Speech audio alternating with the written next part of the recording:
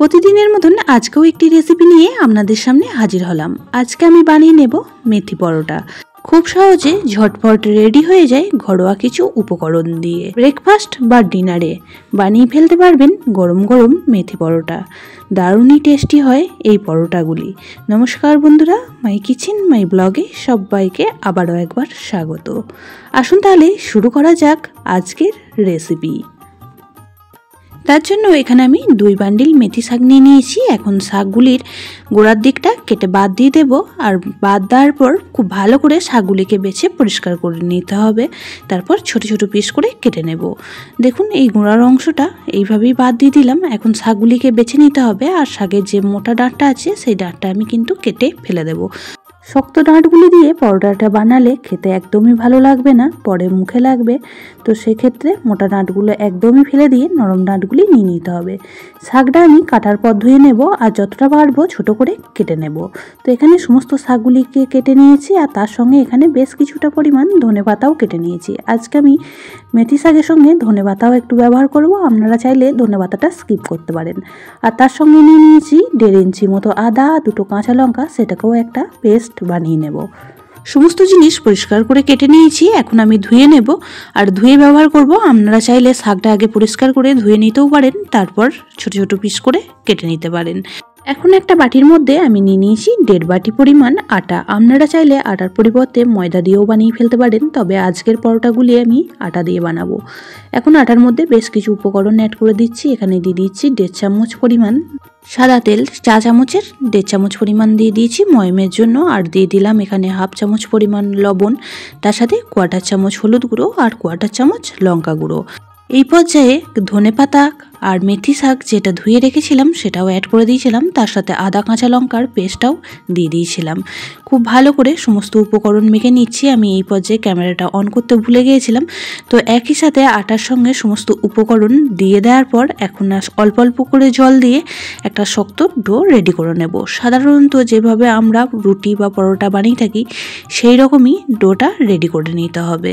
তো এখানে আমার ডোটা রেডি হয়ে গেছে। এখন এটাকে রেস্টে রেখে দেবো ঢাকা চাপা দিয়ে 30 মিনিট। আপনাদের হাতে আরও বেশি সময় থাকলে আরও বেশি সময় নিয়ে এটা রেখে দিতে পারেন। 30 মিনিট পর ফিরে আসলাম। আবারও একবার হাতে করে খুব ভালো করে মেখে নেব। মেখে নেওয়ার পর যেভাবে পরোটা লেচি কাটা হয় সেইভাবেই লেচিগুলো বানিয়ে নিচ্ছি। পুরনো বন্ধুরা সবসময় আমার পাশে থেকে আমাকে এতটা সাপোর্ট করার জন্য অনেক অনেক ভালোবাসা। নতুন বন্ধুরা যারা চ্যানেলে ভিজিট করছেন, চ্যানেলটি এখনও পর্যন্ত সাবস্ক্রাইব করেননি, তাদের কাছে অনুরোধ রইল চ্যানেলটি সাবস্ক্রাইব করে পাশের বেল আইকনটি অল করে দেবেন। তাহলে আমি যখনই কোনো ভিডিও দেব নোটিফিকেশন সবার আগে আপনাদের কাছে পৌঁছে যাবে। সমস্ত লেচিগুলি বানিয়ে নেওয়ার পর একটা লেচির মধ্যে সামান্য পরিমাণ আটা ছড়িয়ে দিয়ে পরোটাটা রেডি করে নেব। যেভাবে রুটি পরোটা বেলা হয় সেইভাবেই কিন্তু বেলে নিতে হবে।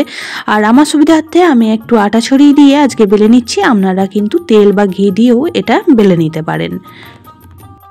পরোটাগুলি মিডিয়াম সাইজ করে বেলে নিয়েছি। আর খুব বেশি মোটাও করিনি আর খুব বেশি পাতলাও নেই, কিন্তু ঠিক এইভাবে বেলে নিতে হবে। এখন গ্যাসের মধ্যে একটা তাওয়া বসিয়ে দিয়ে তার মধ্যে পরোটাগুলি ভেজে নেব। প্রথমেই পরোটার এক পিঠটা সেঁকে নেব। আর এক পিঠ সেঁকা হয়ে গেলে অপর পিঠটাও উল্টে দিয়ে ভালো করে সেঁকে নিতে হবে। তো প্রথমে 2 পিঠই খুব সুন্দর করে সেঁকে নেওয়ার পর আমি উপরে অল্প তেল দিয়ে আজকে ভেজে নেব পরোটাগুলি। আপনারা চাইলে বাটার বা ঘি দিয়েও ভেজে নিতে পারেন। মেথি পরোটা যদি এইভাবে বানিয়ে নেওয়া হয় একটু তেতো লাগে না, আর খেতে কিন্তু দারুণই টেস্টি লাগে। কোনো রকম ঝামেলা ছাড়াই ঝটপট রেডি হয়ে যায় এই পরোটাগুলি। শীতের সিজনে এই মেথি শাক বাজারে প্রচুর পরিমাণে পাওয়া যায়। তো একবার মেথি শাক নিয়ে এসে এইভাবে পরোটা বানিয়ে খেয়ে দেখবেন যে কতটা সুস্বাদু হয় এই পরোটাগুলি খেতে। একবার খেলে কিন্তু বারবারই বানিয়ে খেতে ইচ্ছে করবে। তো ওপরে কিছুটা তেল ছড়িয়ে দিলাম। আর এইভাবেই কিন্তু তেলটা খুব ভালো করে লাগিয়ে নিয়ে 2 পিঠই লাল লাল করে ভেজে নেব। কোনো রকম ঝামেলা ছাড়াই খুব কম সময়ের মধ্যে রেডি হয়ে যায় এই পরোটাগুলি। তাই যে কোনো দিনই কিন্তু বানিয়ে ফেলতে পারবেন, ব্রেকফাস্টে হোক বা রাতের ডিনারে। খাওয়াটা একদমই জমে যাবে। তো এইভাবেই উল্টে পাল্টে 2 পিঠই লাল লাল করে ভেজে নিতে হবে। একটা পরোটা ভাজা কমপ্লিট হয়ে গেল। এখন একই রকমভাবে সমস্ত পরোটাগুলি ভেজে নেব। আবারও একটা পরোটা প্যানের মধ্যে দিয়ে দিলাম। 2 পিঠ সেঁকে নিয়ে একটু তেল ছড়িয়ে দিয়ে লাল লাল করে ভেজে নেব। একই রকমভাবে এখন সমস্ত পরোটাগুলি ভেজে রেডি করে নিচ্ছি, তারপর আপনাদের কাছে আবারও ফিরে আসছি। যারা এখনো পর্যন্ত এইভাবে মেথি পরোটা বানিয়ে খাননি তো অবশ্যই করে একবার এইভাবে বানিয়ে খেয়ে দেখবেন, বারবারই কিন্তু খেতে মন চাইবে। তো সমস্ত পরোটাগুলি আমার রেডি হয়ে গিয়েছে।